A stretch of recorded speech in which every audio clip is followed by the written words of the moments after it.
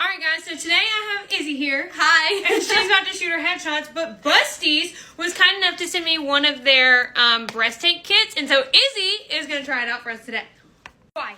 Okay, when you get your Busties kit, it comes with a little bag. You're also going to get the silicone covers. You also give you some temporary covers, and then it comes with the tape and a guide.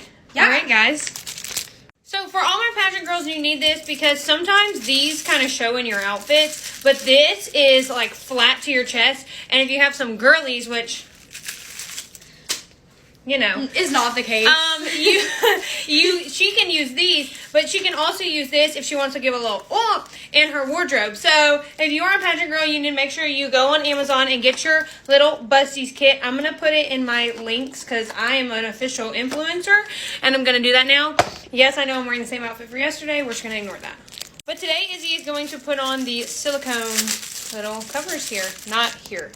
Somewhere else. Yeah. All right, guys. Look, you can't even tell. You can't even tell. Izzy is ready for her photos, but I am super excited. Make sure y'all go on Amazon and get your little Busties kit.